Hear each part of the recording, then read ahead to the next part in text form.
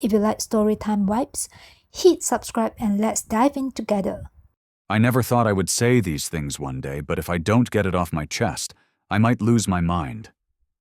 I just found out that my wife, Amy, the woman I've loved for 8 years, has betrayed me. And the worst part?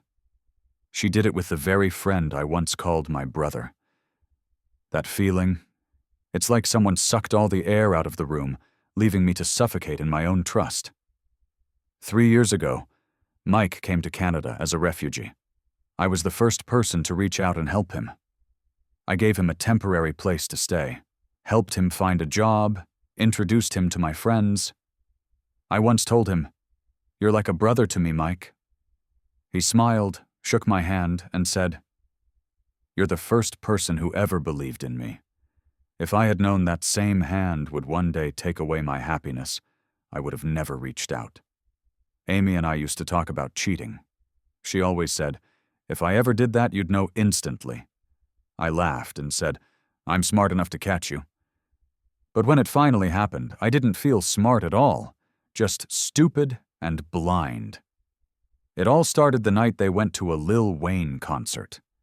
I couldn't go because of work, so I told them to go together because I trusted them. The concert got canceled, but they still hung out. I told myself, it's fine, they're just friends. Then Amy started smoking weed more often. Always with Mike. One night, I looked down from my balcony and saw Mike picking her up. 9 p.m., they came back at 2 a.m. He didn't text, didn't wave, didn't even look up. That was the first moment my heart sank, the first gut feeling of betrayal. I asked Amy if they ever talked about me. She said, "No." That no hit me harder than I expected. I felt like I didn't even exist in her world anymore. The night everything fell apart, we were being intimate. She said something strange.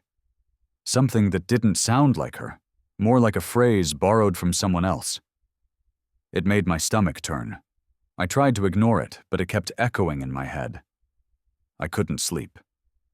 For the first time in 8 years, I picked up her phone. My hands were shaking like I was committing a crime. Nothing suspicious in the texts. Then I opened her call log. Mike's name was at the top. I opened WhatsApp and searched random words. Love, miss you, come over. A hidden chat popped up.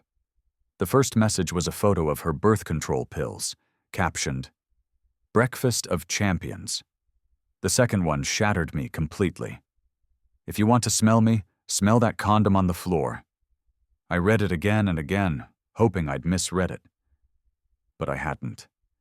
It was her tone, short, shameless, unmistakably hers. The cruelest part? That day she had just gotten her period. Her birthday was coming up, and I had already ordered her a designer handbag worth over $1,000. It was still sitting in the box, carefully wrapped. Meanwhile, I felt like the biggest fool in the world, a man buying gifts for someone who was sleeping with his friend. I didn't get angry. I didn't yell or cry. I just went quiet and started planning.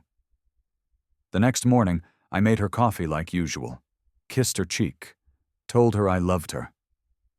She smiled, like the world was still perfectly fine. That evening, I told her I was throwing a small early birthday dinner for her. I invited a few friends, including Mike. The room was filled with laughter, wine, and cake. Amy was glowing, smiling at everyone. When it was time for the cake, I told her, "Make a wish." She closed her eyes and smiled sweetly. The moment she opened them, the projector behind me lit up. The messages, the photos, the timestamps. The room fell silent. She froze. Mike went pale. I looked straight into Amy's eyes and calmly said, "You once said you didn't want to live a lie. I'm just helping you make that wish come true." She started crying. Mike stood up, stammering. "It was a mistake," I said. "Spilling coffee is a mistake, Mike. This is betrayal."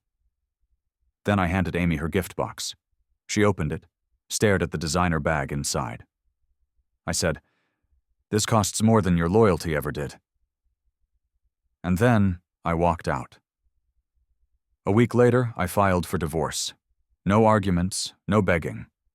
Mike lost his job not long after, at the same company I had helped him get into. I didn't sabotage him. When HR asked why I wanted to remove my name as his reference, I simply told the truth. Amy moved out of the city. From what I've heard, she's struggling to rebuild her life. As for me, I hit the gym, saw a therapist, and spent more time with my mom and sister. Little by little, the wound started to heal. I realized something. Love can't exist without respect. And when someone betrays you, don't try to win by making them suffer.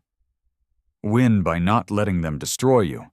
I lost my wife and my friend, but I found myself again. And maybe that's the most valuable gift I've ever received.